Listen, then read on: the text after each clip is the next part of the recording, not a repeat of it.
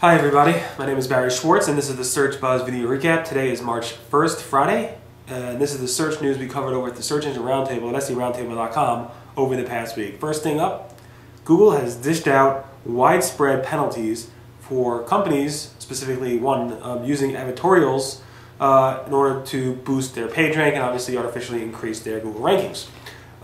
Very popular flower website in the UK called Interflora went ahead and was busted. Their rankings has completely declined as of last week. I think it was last Friday. Specifically because they purchased a lot of advertorials, or somebody purchased on their behalf a lot of advertorials on a very wide range of UK news websites. A lot of those UK news websites were actually downgraded. Their page rank has suffered tremendously because of it. And Google's Matt Cutts, after numerous email requests from us, went ahead and wrote a blog post on the Google Webmaster blog talking about how even advertorials could lead to Google penalizing your website. We covered this in detail. There was a report specifically about Google themselves doing advertorials. I don't believe any action has been taken on Google, nor has Google responded outside of saying if they are against our guidelines, we go ahead and take the same action, which they have done in the past against their own properties. Matt Cutts went ahead and did a video this week that explained or kind of like squashed a myth that people believed for a long time. 3 years ago, Eric Ainge from Stone Temple Consulting did an interview with Matt Cutts of Google, and there he basically said that 301 redirects do not pass the full PageRank value, that of a link value. So basically, there was things like if you have a 301 redirects in place, it's going to actually diminish the page rank more than anything else, but not majorly, but it will diminish the page rank. Matt Cutts went ahead and clarified that it doesn't diminish the page rank any more than a link would. Like if you have a link from one page to another page, obviously the page rank will diminish a little bit from that link. That being said, Matt Cutts said it's no more currently than what a normal link would be. So people didn't understand that. I didn't understand that. It wasn't really that clear from that interview. We just assumed there was a lot more. That being said, Matt Cutts cleared it up. If you want to watch how he said it and what he said, you can take a look at that on February 26th. Google seems to be appending a brand in front of some search titles. So if you do a search for York Fitness weights, or just weights or something like that, York Fitness weights, in Google, you'll see that Google will append York Fitness : in front of the title tag. The title tag doesn't have York Fitness : in front of it. All it has is gym equipment and machines, weights, yada yada. It doesn't start with York Fitness. And this is happening in a lot of cases. For some reason, Google is actually appending brands with a colon in front of it before some search snippets. Google is testing the search box, removing it completely. There was a post by Tom Johns basically showing how Google is actually testing this. I was able to replicate it myself, where you get the search results, but there's no search box at the top of the search results. It might just be happening in a certain type of browser that has a built-in omnibox, like Google Chrome, mobile Safari, stuff like that, new version of Safari. So I was able to get to replicate this myself. It's very interesting that Google would actually hide the search box. Google has, the Google Gmail field test where Google would actually show you in your search results emails that are relevant. So if you search for upcoming movies or different types of things that are in your Gmail, Google would actually show you that in the search results. So now if you search what is on my calendar, Google will actually show you your upcoming events in your search results for your calendar and stuff like that. So obviously you have to opt into it. It doesn't work for Google Apps users, but Google's more and more increasingly merging or migrating merging the data that you have in your various Google applications with your search results. Google image search. So they did that redesign about a month ago. People have been complaining a lot, but now we finally see some results.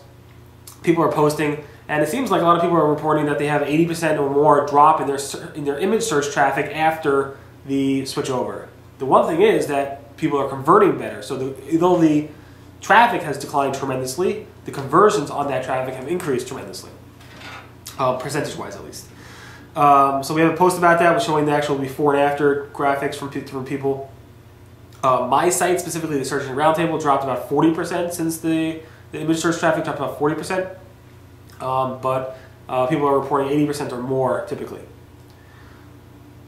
There seems to be, maybe, I'm not sure, a Google Chrome bug with the latest version of Chrome 25 and 26, specifically with their prefetching and pre-rendering system, where if you are using the rel next prev type of command, Google might consider that a rel prefetch or pre-render in Chrome. And then if you have AdSense on the page, it will constantly loop and cycle and cycle and cycle, refreshing the AdSense. For some reason, it's loading the AdSense over and over again, creating crazy amounts of impressions on that ad from the same single user who's using that Chrome browser.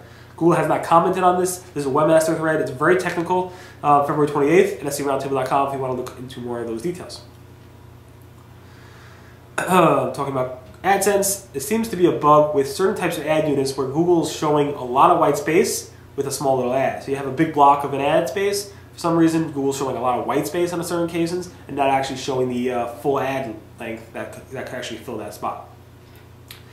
Google launched AdWords Editor 10. It adds the enhanced campaign support and a bunch of other things, but it's now available now to download if you are an AdWords user, advertiser, and you use the AdWords Editor. You definitely want to upgrade sooner than later to get that. Google AdWords is also pushing in their AdWords thing the ability for Google Offers. So if Google has a place called Google Offers, which basically let advertisers push some sales. It's kind of like a Groupon type of thing. But now if you are using Google Offers as a merchant, you can actually include those as a new extension in AdWords. It will show your offers right in the AdWords ad. This was interesting. This week I did a search. I found somebody complaining that if you do a search in Google for do a whatever, it would autocomplete very quickly because it's Google Instant to do a barrel roll. And as you know, if you do a barrel roll in Google, the whole page circles around into a circle. It's one of those Easter eggs that Google has. The problem was it was auto-completing very fast, or using Google Instant. When you do a do a, since it's such a popular search now, do a barrel roll, that would be the first result, and obviously Google Instant would complete to that search result. I believe Google fixed it, but it was an issue going back.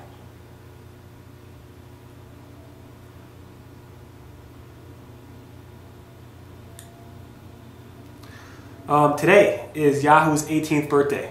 18 years old. It's amazing. They're an icon, obviously, on the internet. They were the internet. That's what the internet grew up on, them and Netscape pretty much. It's just amazing to see the transition, the transformation they've gone through over the course of the years. Obviously now Google's Marissa Mayer is now the CEO of Yahoo. Before that was Scott Thompson, who was embarrassed and left the company. Carl Bartz, Jerry Yang, the founder, Terry Semel, and a bunch of others before him led that company. But it seems like the Yahoo is on a very good path right now. I hope so, at least. Either way, they deserve our respect and our appreciation. So happy birthday, Yahoo! And if you have time, check out the Search Engine Roundtable to see our theme for their birthday.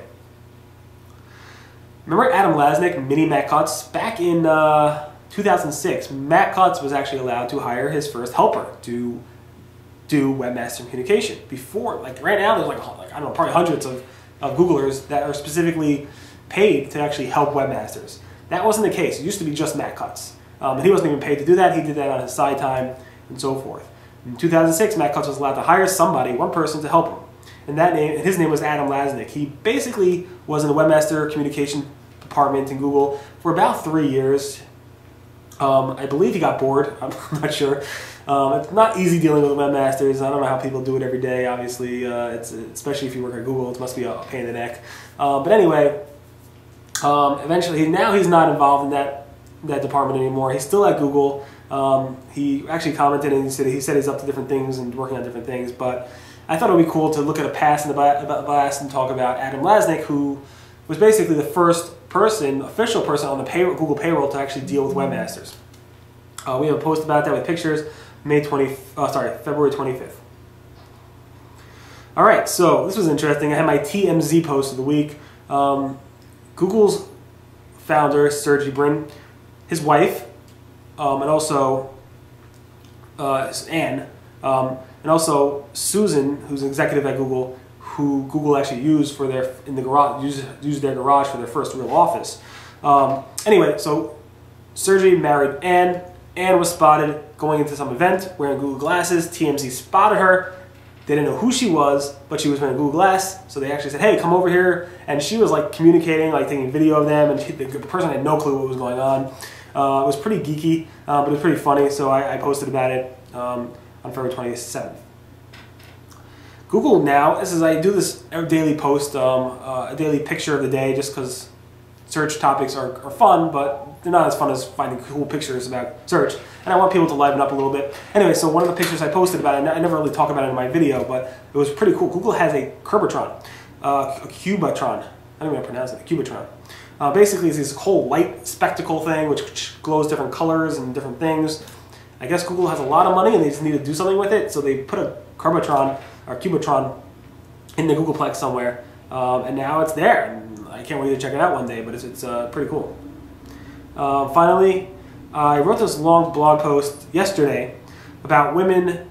This is basically coming from Marty Weintraub, AimClear, who did a study saying, are women underrepresented in search conferences and stuff like that? It's true, probably. Then Lisa Barone wrote this long post about sexism and technology in the technology conferences and stuff like that, and how a lot of women, unfortunately, have to go through uncomfortable situations, to say the least, at these conferences.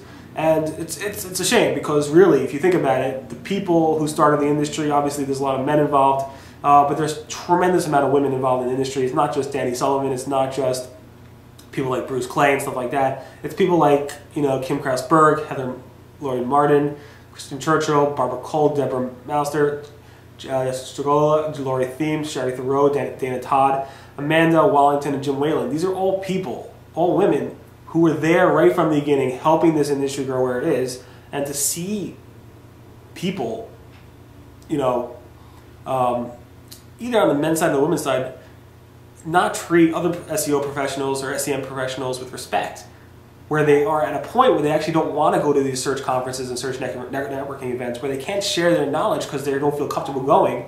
That hurts the industry. Obviously, it's not a professional thing to do, but it hurts the industry from growing, where you're not letting our knowledge leaders come to these conferences because they don't feel comfortable. That being said, I have a whole post about it on February 28th, yesterday, if you want to take a look at it. Anyway, thanks for listening to the Search Buzz video recap. Today is March 1st, Friday. Everyone have a great weekend. This is the news we covered over at the Search Engine Roundtable at seroundtable.com. Thanks. Bye.